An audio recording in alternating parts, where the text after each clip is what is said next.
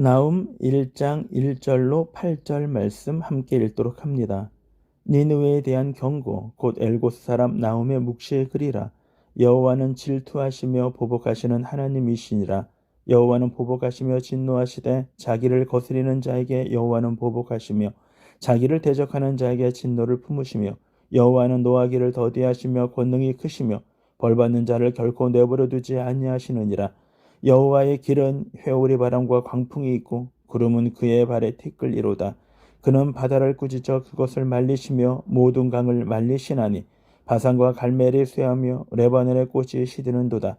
그로 말미암아 산들이 진동하며 작은 산들이 높고 그 앞에서는 땅 곧 세계와 그 가운데 있는 모든 것들이 솟아오르는도다.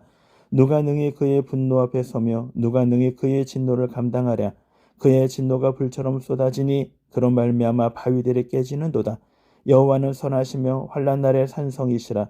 그는 자기에게 피하는 자들을 아시느니라. 그가 범람하는 물로 그곳을 진멸하시고 자기 대적들을 흑암으로 쫓아내시리라. 아멘. 위로와 경고라는 제목으로 우리가 나훔서를 새벽에 아침에 함께 묵상하도록 하겠습니다. 오늘 그 첫 번째 시간을 갖도록 합니다. 사실 선지서를 새벽에 매일마다 한다는 건 좀 부담입니다. 왜냐하면 사실 선지서 자체가 심판에 대한 부분들을 계속 반복해서 이야기하고 있기 때문입니다.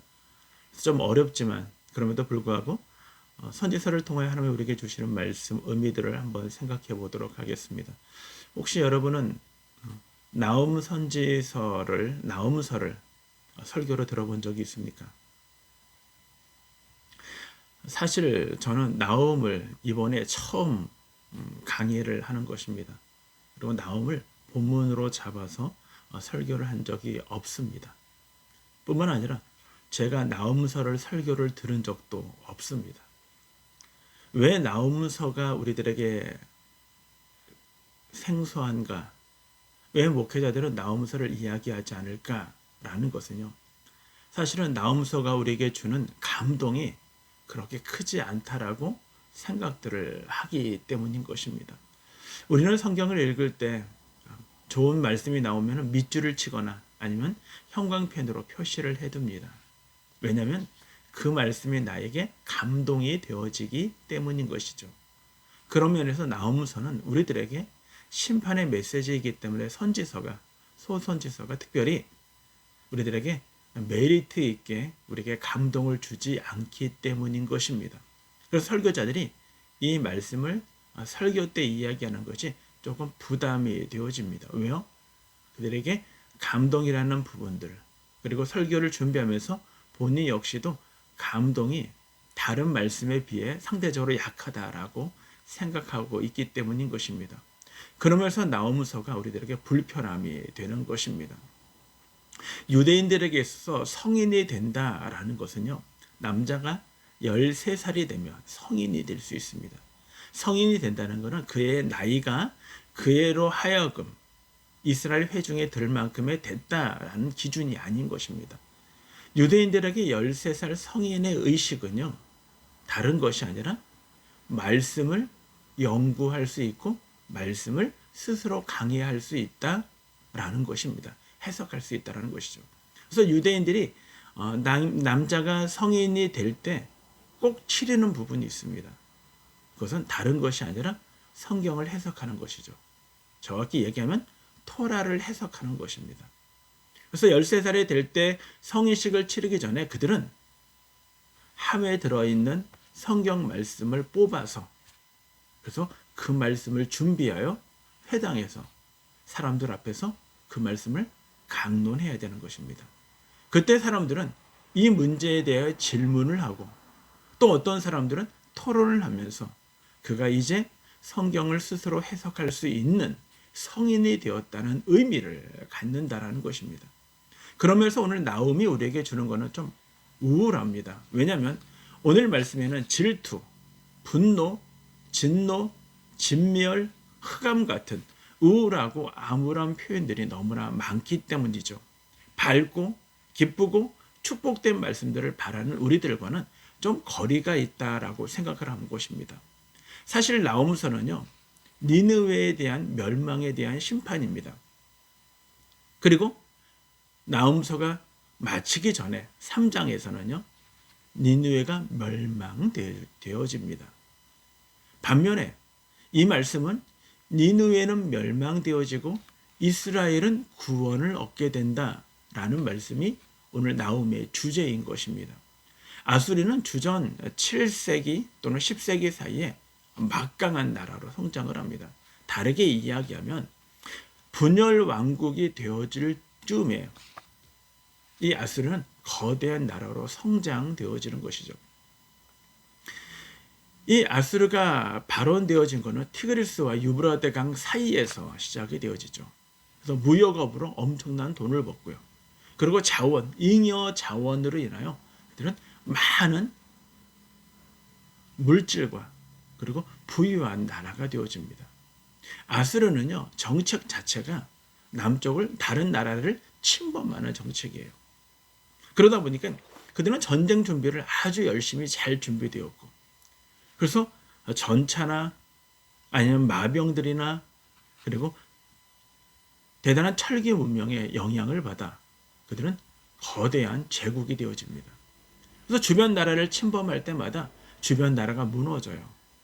그러다 보니까 그들은 아주 교만하여진 나라가 되어지는 것입니다. 고고학적으로 보면요, 이 아시리아 제국이 멸망되어지는 그 터전에서 고고학적 발견은 주로 부조나 벽화입니다. 그때 보면은요, 아주 잔인한 민족이었다는 걸 우리들에게 이야기하죠. 그래서 역사에 보면 이 아수르는 포로를 끌려갈 때 남자가 거세게 반응하면 뒤에 심줄을 끊었고요. 뿐만 아니라 노약자나 어린아이들이 포로로 끌려갈 때 코를 꿰어 불러가는데 그들이 자꾸 넘어져서 걸어가는데 불편함을 주며 돌로 쳐 죽였습니다. 아주 잔인할 수밖에 없었던 것은 아수르 제국의 특징이에요. 아수르 제국 자체는 중앙 집권적 정치입니다. 그러니까 중앙이 모든 걸 통제하는 거예요. 근데 나라가 주변 나라를 침략하여 그들을 정복해 나가면서 땅이 너무 넓어진 것입니다.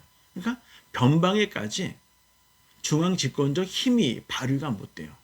그러다 보니까 아주 잔인한 통치로 말미암아 사람들로 하여금 벌벌 떨게 만들었던 통치, 그것이 바로 아수르 제국의 모습이었던 것입니다. 이 아수르의 제국에 대하여 오늘 말씀은 2절은 이렇게 시작을 합니다. 여호와는 질투하시며 보복하시는 하나님이시니라. 여호와는 보복하시며 진노하시되 자기를 거스리는 자에게 여호와는 보복하시며 자기를 대적하는 자에게 진노를 품으신다 라고 말씀하십니다. 질투가 한 번 나오고요. 그리고 보복이 3번 등장하고 진노가 2번 등장합니다. 한 절 구절에 우리를 우울하고 두렵게 만드는 것이 6구절이 6개의 단어가 나온다. 반복해서 나온다는 것입니다.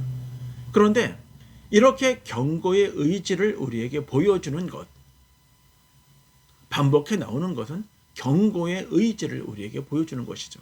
근데 어떤 자에게 이렇게 얘기합니다. 2절에 보면 자기를 거스리는 자에게.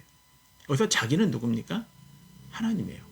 하나님을 거스리는 자에게 하나님은 보복하시고 질투하시고 진노하신다라고 우리들에게 말씀해 주고 있다는 것입니다. 지금 보복하고 진노하는 나라가 어느 나라입니까? 네, 아수르예요. 니느웨입니다. 근데 여러분, 3장으로 가면요, 이 나라가 멸망을 합니다. 그래서 그 멸망한 나라의 망가를 불러요.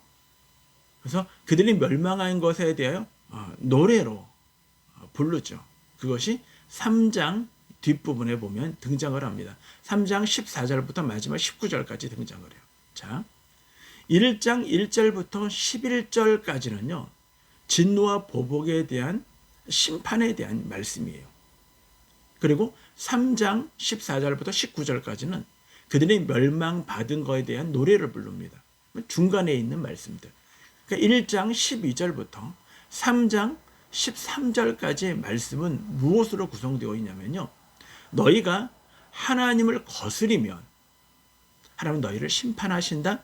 4개의 심판으로 이루어져 있는 것입니다. 이것이 나훔의 오늘 구성하고 있는 구성이에요.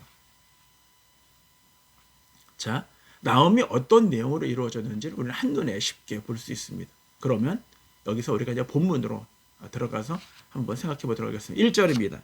1절에 보면 니느웨에 대한 경고 곧 엘고스 사람 나움의 묵시의 글이라. 나움 선지서는요 경고의 책입니다. 엘고스라고 얘기해요. 이 엘고스라는 뜻은요 하나님은 맹렬하시다라는 뜻을 갖고 있습니다. 진짜 나움은요 하나님의 맹렬하게 심판하시는 모습을 우리들에게 이야기해 주고 있어요. 근데 묵시의 글이다라고 얘기합니다. 보통은 선지서는요 본 이상이다 또는 비전이다 또는 환상이다 여호와의 말씀이다 묵시다 라는 내용으로 이루어져 있어요. 근데 묵시의 글이다라는 거예요. 우리가 어떠한 것에 범죄를 행할 때 그것이 피해자가 내가 당했습니다라는 거는 효력이 없어요. 왜냐하면 본 것이니까 기록이 없으니까요. 근데 일부러 이 묵시의 내용을 글로 만들었다는 것입니다. 두루마리로 만들었다는 거예요. 이 내용은요 묵시의 글이다라는 것은 이 예언은 반드시 이루어진다라는 의미를 우리에게 보여주고 있는 거죠. 확실하다라는 의미로 묵시의 글이다 기록되었다라는 거예요. 빼도 박도 못하는 글로 되어진 것이다 라는 내용을 우리들에게 말씀해 주고 있는 것입니다.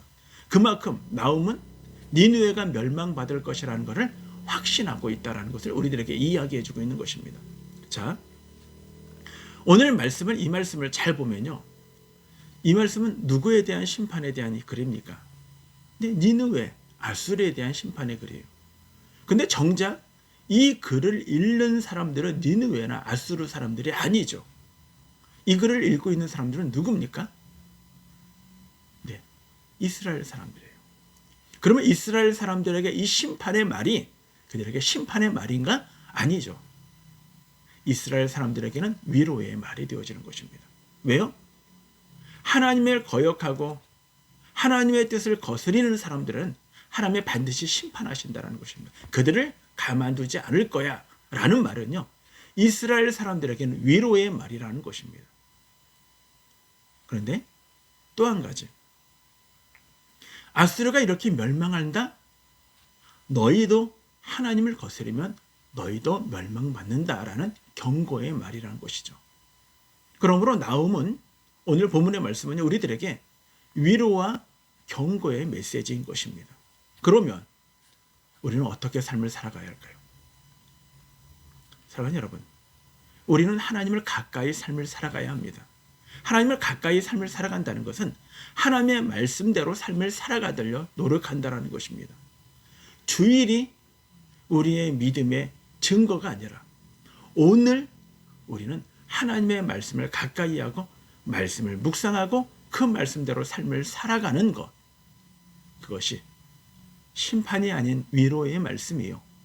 우리에게 경고하시는 이 말씀을 우리가 가볍게 여기지 아니하고 하나님의 뜻 가운데 삶을 살아가는 성도의 거룩한 삶의 모습임을 저와 여러분이 기억하시면서 오늘 하루 나움을 시작하면서 저와 여러분 주님을 가까이 하시고 말씀대로 삶을 살아가시는 저와 여러분 모두가 되어지기를 주님의 이름으로 축원합니다.